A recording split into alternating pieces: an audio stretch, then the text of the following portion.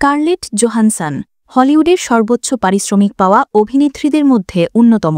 দুর্দান্ত অভিনয়ে এবং মনোমুগ্ধকর ব্যক্তিত্বের জন্য ইন্ডাস্ট্রিতে তার খ্যাতি আলাদা।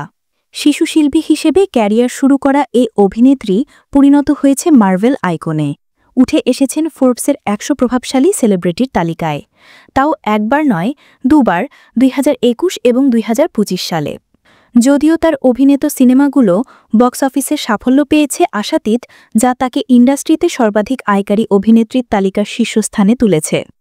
জোহানসন ব্রডওয়ে দিয়ে তার যাত্রা শুরু করেছিলেন, কিন্তু জানেন কি তার প্রথম সিনেমা কোনটি ছিল?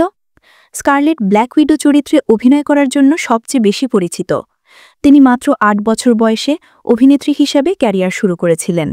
ওই বয়সে জোহানসন ইথান হকের সঙ্গে অফ ব্রডওয়ে প্রযোজনা সোফি স্ট্রিতে অভিনয় করেছিলেন। ১ বছর পরে তিনি ১৯৯৪ সালে রব রেইনার পরিচালিত নর্থ সিনেমার মাধ্যমে হলিউডে আত্মপ্রকাশ করেন। তারপর ম্যানিয়ান লো ১৯৯৬, এরপর দ্য হর্স হুইসপারার ১৯৯৮।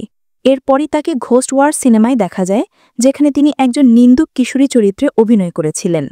ব্রিটানিকা অনুসারে তখন তার বয়স ছিল মাত্র ৯ বছর। এ সিনেমায় তিনি লরা নেলসনি চরিত্রে অভিনয় করেছেন।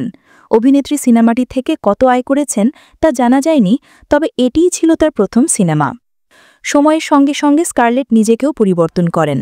বয়স বাড়লে প্রাপ্তবয়স্কদের ভূমিকায় অভিনয় শুরু করেন। তার ক্যারিয়ারের গুরুত্বপূর্ণ সিনেমাগুলোর মধ্যে একটি হল লস্ট ইন ট্রান্সলেশন।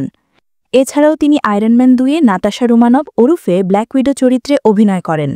এটিই তাকে আকাশচুম্বী জনপ্রিয় করে তোলে। ২০২১ সালে একই শিরোনামের সিনেমা দিয়ে ব্ল্যাক উইডো চরিত্রে তিনি শেষবার কাজ করেন। অভিনেত্রীর সর্বশেষ প্রজেক্ট জুরাসিক ওয়ার্ল্ড রিবার্থ বর্তমানে থিয়েটার এবং বক্স অফিসে রাজত্ব করছে। এই সিনেমায় তিনি জোনাথন বেইলি এবং অন্যান্য অভিনেতাদের সঙ্গে অভিনয় করেছেন।